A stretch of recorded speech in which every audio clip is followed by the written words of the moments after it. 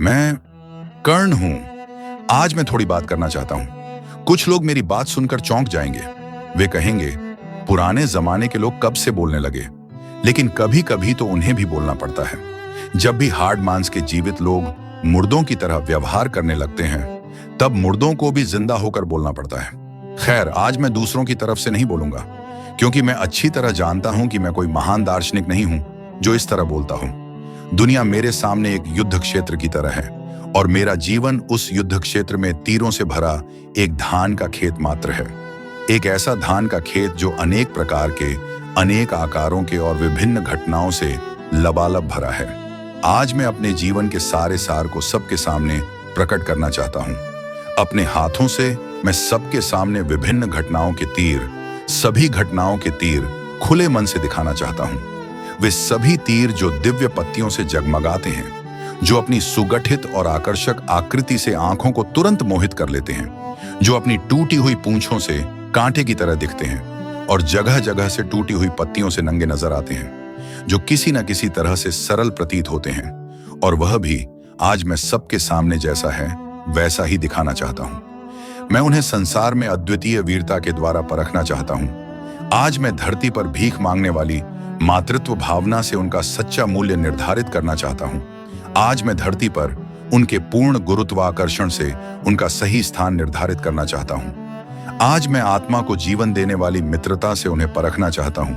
आज मैं घनिष्ठ प्रेम से परिपूर्ण भाईचारे के द्वारा उनका सही मूल्यांकन करना चाहता हूं।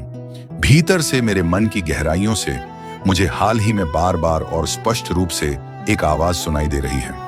चाहे मैं उस आवाज को दबाने की कितनी भी कोशिश कर लूं, हवा की हल्की सी बयार से आग की लपटें बुझने के बजाय और भी भड़क उठती हैं। ठीक वैसे ही जैसे पिछली आग और भी तेजी से जलती है। वह आवाज मुझे बार बार कहती रहती है, कर्ण, मुझे आज अपनी जीवन कहानी सुनाओ, सबको बताओ। आज वो समय है जब तुम्हें ये बात ऐसी भाषा में कहनी चाहिए जिसे सब समझ सकें। सारी दुनिया कहती है, कर्ण, तुम्हारा जीवन तो विपत्तिपूर्ण था। मुझे बताओ, सबको जोर से बताओ कि यह विपत्ति नहीं थी, बल्कि खाई के किनारे बसा एक सुंदर राज्य था। यह तो बस परिस्थितियों के क्रूर कांटेदार बाढ़ में फंस गया और हजारों चिथड़े बन गया। जिसे भी मिला उसने उन्हें अपने दरवाजों पर टांग दिया। फिर भी तुम्हें उस राज्य पर इतना गर्व क्यों है? आइए आज हम सब खुली आंखों से देखें कि क्या समय के भयानक तूफानों से अकेले लड़ते हुए फटा हुआ आपका वस्त्र किसी सुंदर संदूक की तलहटी में पड़े नए और अक्षुण्ण वस्त्र से कम मूल्यवान था। आइए हम कान खोलकर सुने। क्या आपकी कहानी कभी इस जकड़ी हुई दुनिया को झकझोर पाएगी, जो हमेशा नायकों की कहानियों को बड़े चाव से सुनती है और अगले ही पल उतनी ही आसानी और लापरवाही से उन्हें भूल जाती है? क्या इसमें इतनी अपार शक्ति है? जो लोग ब्रह्मांड के परम सत्य में पूर्ण विश्वास रखते हैं, जो मृत्यु को एक खेल मानते हैं, जो अब भी संसार में विद्यमान हैं, जिनके वीर पुरुष हैं, वे आज आपकी कहानी सुनना चाहेंगे। अरे, क्या यह महज एक कहानी है? यह तो एक महान सत्य है, और सत्य कभी देखने वाले या सुनने वाले की इच्छाओं का ध्यान नहीं रखता। यह हमेशा अपने स्वरूप में प्रकट होता है, जैसे उगता हुआ सूर्य। कोई भी कहानी सुनते समय श्रोता कल्पना करते हैं कि उसमें मीठी शराब के प्याले हों, नर्तकियों के मधुर नृत्य हों, पुरुषों और महिलाओं के भावुक आलिंगन हों। उसमें एक ऐसा धुंध हो जो कुछ पल के लिए जीवन की क्षण भंगुरता को भुला दे। मेरी इस जीवन कहानी में जिसे मैं सुनाने जा रहा हूं, न तो ऐसी शराब के प्याले हैं, न ही मन को मोह लेने वाले नर्तकियों के नृत्य। इसमें केवल संघर्ष है, एक ऐसा संघर्ष जो विभिन्न भावनाओं से रोमांचित कर देता है। मैं तो बस एक साधारण सिपाही हूं जो अपनी जान बचाने के लिए लड़ रहा है।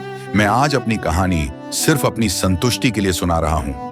इंसान तब तक आजाद महसूस नहीं करता जब तक वह खुद को कुछ हद तक आजाद न कर ले।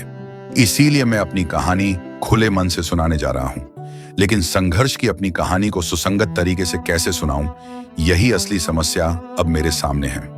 क्योंकि जैसे जंगली घोड़ों के झुंड में कई घोड़े गरज की कान को फाड़ देने वाली आवाज सुनकर किसी भी दिशा में भागने लगते हैं, वैसे ही कई घटनाएं अब मेरी आंखों के सामने स्पष्ट रूप से घटित हो रही हैं।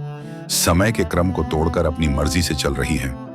मुझे समझ नहीं आ रहा कि उन्हें सुसंगत तरीके से कैसे व्यवस्थित करूं। कौन जाने क्यों, लेकिन इस बार बार बार माँ गंगा के पवित्र और सुंदर तट पर बसा मेरा गांव चंपानगरी मेरी आंखों के सामने आ खड़ा है। चंपानगरी मेरे जीवन का सबसे खूबसूरत मोड़ है, जो मुझे सबसे ज्यादा प्रिय है। उस गांव की याद आते ही मेरी यादों का जंगल हिल उठता है और घटनाओं का झुंड हड़बड़ी में भागने लगता है। कुछ लोग कहते हैं कि यादें मोर के पंखों जैसी होती हैं, तो कुछ कहते हैं कि वे चमेली के फूलों जैसी होती हैं, जो रास्ते में अपनी खुशबू बिखेरती हैं। पर मुझे यह बात समझ नहीं आती। यादें तो हमेशा हाथी के पैरों जैसी होती हैं। वे मन की नम जमीन पर अपनी गहरी छाप छोड़ जाती हैं। कम से कम मेरी सारी यादें तो ऐसी ही हैं। चंपानगरी मेरे जीवन के रेगिस्तान पर समय की गर्जना से छोड़ी गई ऐसी ही एक गहरी और स्पष्ट छाप है। यह मेरे जीवन के सफर में सबसे शांत और मनचाहा आश्रय है। कुछ लोग जीवन को मंदिर कहते हैं। मैं जानता हूं कि मेरा जीवन बिल्कुल भी मंदिर नहीं है, और अगर है भी तो चंपानगरी उस मंदिर की एकमात्र घंटी है जो सबसे सुंदर है। यह गंगा नदी के विशाल और सुंदर तट पर बसा एक छोटा सा गांव है। यह क्या है? क्या यह कभी था?